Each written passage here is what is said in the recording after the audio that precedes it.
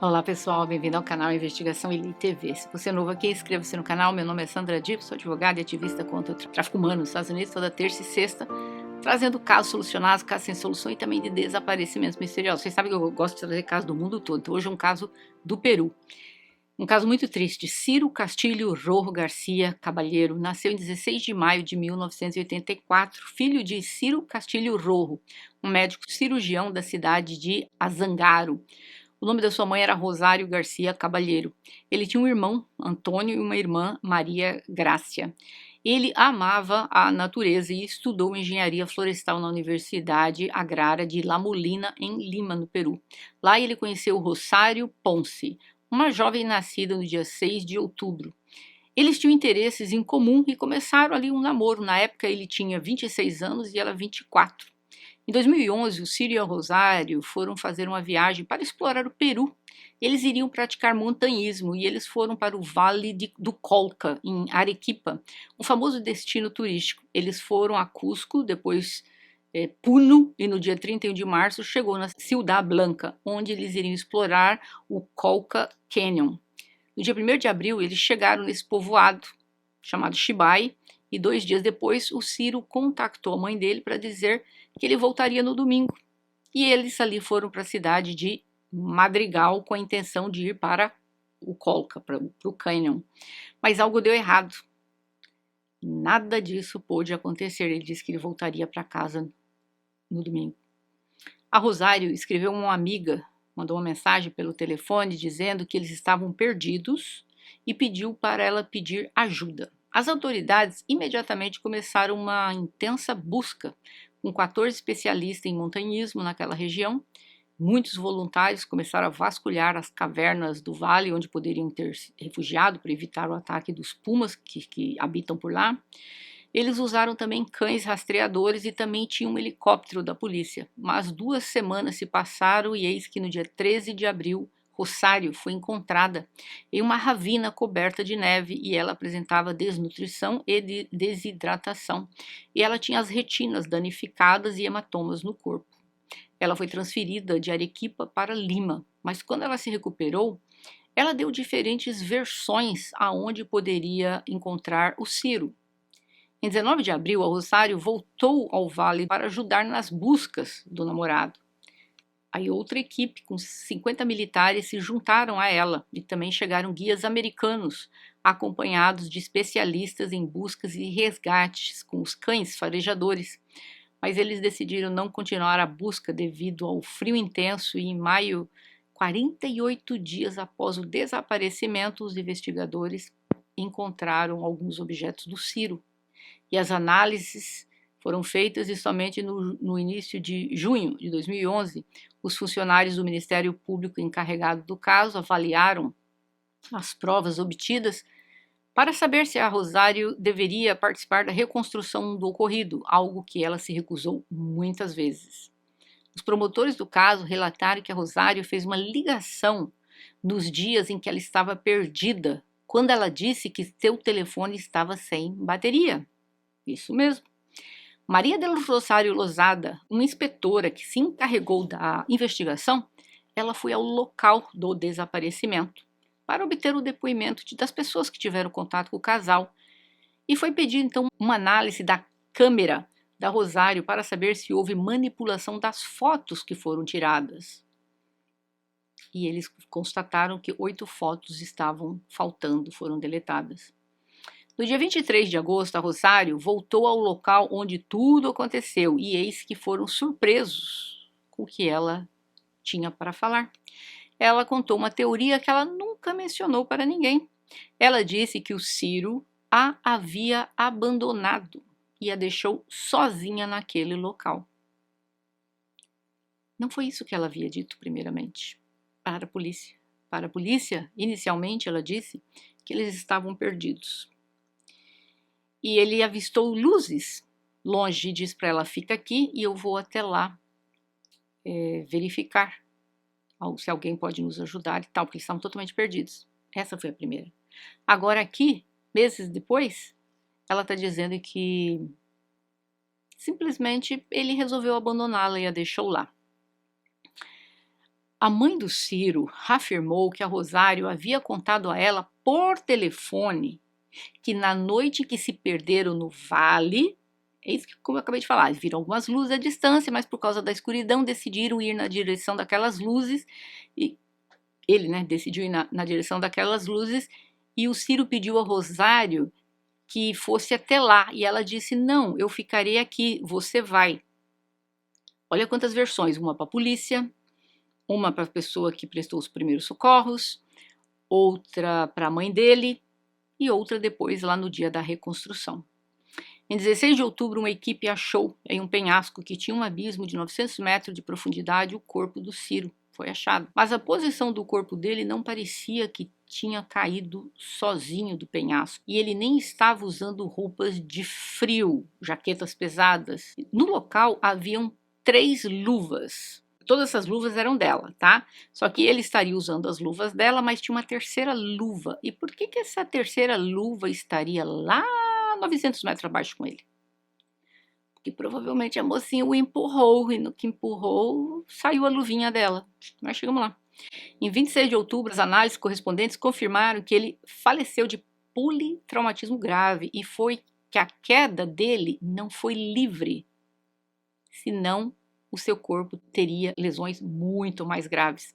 Ele não tinha fraturas nas pernas, além de outros elementos que alimentaram as suspeitas contra Rosário. É que a declaração sobre o uso do telefone celular dela naquele dia era imprecisa.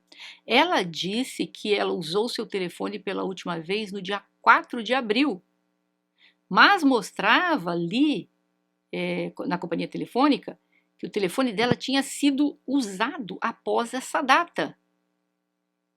Então ela estava mentindo. E ela não quis entregar as roupas do Ciro ao inspetor para investigação e não forneceu amostras de cabelo. Em 2012, a inspetora encarregada da investigação, Maria del Rosário Lozada, levou a concluir que a Rosário empurrou o namorado do precipício em meio a uma discussão. O laudo pericial realizado pelo perito criminal Roberto Parra Chinchilla concluiu que ele caiu devido a uma força extrema, o que indicaria que alguém o empurrou. Outra conclusão é que foram encontradas, como eu falei antes, 3 luvas no local, sendo as 2 que ele estava usando e essa terceira uma que seria dela. Foi determinada que ele faleceu no dia 5 de abril. Essa conclusão foi através de análise das ligações feitas também, porque a Rosário mencionou que foi o último dia que ela viu o Ciro antes que ele supostamente tivesse a deixado para trás. Agora, uma das socorristas disse que a Rosário falou para ela que ela sabia aonde o Ciro estava e que ele havia caído e ele estava com a perna e o braço quebrado. Ela nunca disse isso para a polícia. Nunca. Olha quanta história. Ele viu luzes e foi lá pedir ajuda. E ela disse, não, eu não quero ir, eu fico aqui esperando. Outra teoria dela. Ele me abandonou, me deixou aqui. E agora, a socorrista dizendo que ela disse, ele caiu. Não que ela empurrou, que ele caiu e ela sabia onde estava. Muitas teorias diferentes que ela começou ali. O pai do Ciro presenciou a autópsia do filho. Ele era médico. Ele viu 2 coisas que lhe pareceram estranhas e ele assumiu que ele não havia perecido por causa dessas 2 coisas. Ele tinha um hematoma sobre o olho e tinha dentes inteiros. E pela queda dele, daquela altura, é comum quebrar os dentes. É raro um corpo não girar na queda. E o resultado da câmera mostrou que 13 fotos foram apagadas entre o dia 3 e o dia 13 de abril. E pelo ângulo de algumas das fotos encontradas na máquina dela, elas não poderiam ter tirado a foto deles mesmos. Possivelmente uma terceira pessoa estaria tirando a foto. Acontece que ela nunca mencionou que havia uma terceira pessoa. Porque dá para saber, né, quando você está tirando foto, você e uma pessoa, dá para saber que você está segurando a câmera para os 2. A câmera ficou claro ali que alguém tirou a foto deles. Mas seria alguém conhecido que não apareceu em nenhuma dessas fotos? apareceu alguém por acaso lá, que eles pediram, ei, bate uma foto nossa. Nunca veio ninguém a público dizer isso. Aí vamos avançando no tempo, o tempo se passou, nada se concluiu, não tinham provas, segundo eles, para mim tá cheio de provas que foi ela, mas disseram que não tinham provas que ela participou de nada disso, então ela nunca foi incriminada por isso. O filho do advogado com quem ela casou-se mais tarde era um ex-namorado dela. E após o falecimento do Ciro, eles voltaram a namorar logo em seguida. Muitos alegam que o Vitor, esse rapaz, teria tudo a ver com isso. Alguns cogitam que ambos planejaram aquela viagem para tirar a vida do Ciro. Não faz sentido para mim, ela não era noiva, não era uma mulher, não tinha nada, apesar que nada justifica tirar a vida de alguém. Era simplesmente terminar com o rapaz, né? Pra que precisava tirar a vida do rapaz junto com o ex-namorado? Eu acho essa teoria meio furada do povo. O Ciro, quando encontrado, gente, como eu falei, ele estava numa posição fetal. Tinha 4 costelas fraturadas, além da clavícula quebrada. E pela forma que ele foi encontrado, o corpo leva a crer que ele estava tentando se aquecer. E ele passou 8 horas terríveis ali em agonia. Mas quando ele foi encontrado com uma jaqueta muito fina, um casaco muito pesado. Ele era um rapaz que estudava engenharia florestal, amava a natureza, vivia explorando. Ele jamais teria ido ao ar livre com uma temperatura tão baixa sem um casaco. E o laudo pericial determinou que ele, ao cair, ele estaria em pé. É difícil alguém cair em pé, a não ser que tenha sido empurrado. E ele não tinha luva numa das mãos, então foi possível ver que a pele não estava machucada na mão. Quando alguém é empurrado violentamente de uma grande altura, a pessoa, via de regra, tem feridas abertas, porque a pessoa tenta se segurar de alguma forma ou outra, ou tem a exposição de vísceras ou massa encefálica. O corpo dele estava em processo já de mumificação por falta de...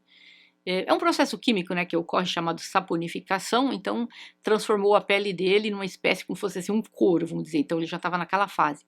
A Rosário, em alguma das entrevistas, gente, ela sorria muito quando ela falava do ocorrido, e isso me chamou a atenção, e chamou a atenção das pessoas.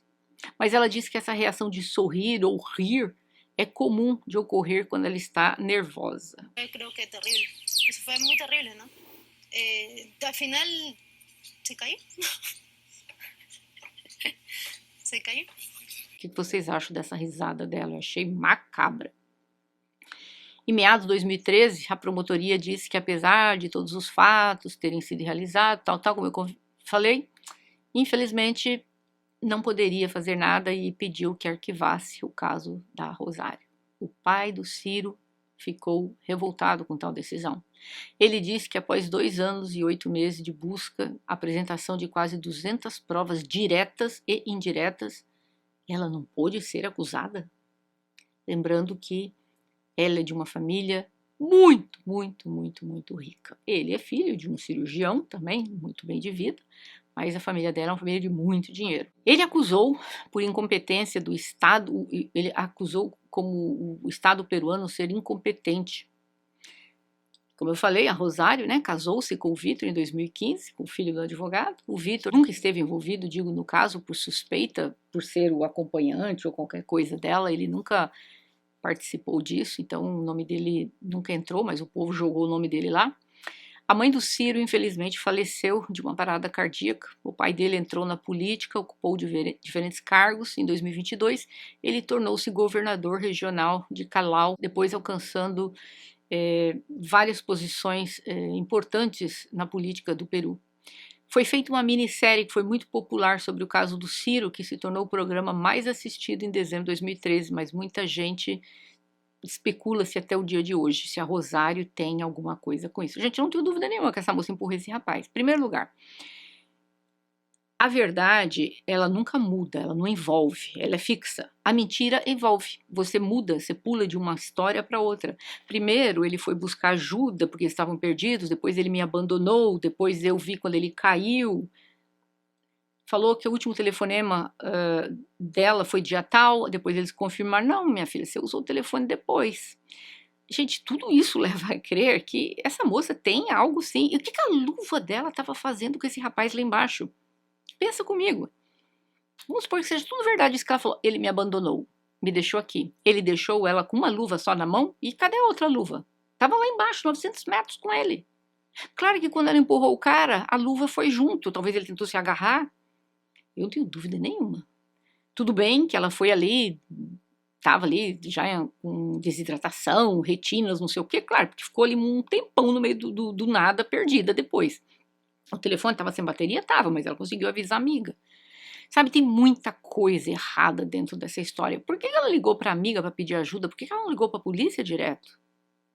Eu tenho dúvida nenhuma, mas eu gostaria de a opinião de vocês. Vocês acham que a Rosário tem algo a ver com o que ocorreu com esse rapaz? Perante a lei, ela é inocente. Mas, como eu vivo num país democrático, eu posso dar minha opinião. Eu acho que ela é uma baita de uma criminosa. Não acho que o marido dela tem alguma coisa a ver com isso, não. Isso aí eu já acho que é especulação do povo. Mas eu gostaria de ouvir de vocês. E se vocês gostarem desse caso, deixa o gostei de vocês aí pro YouTube entender que esse vídeo é bom e recomendar para outras pessoas. E eu vejo vocês em breve. Até mais.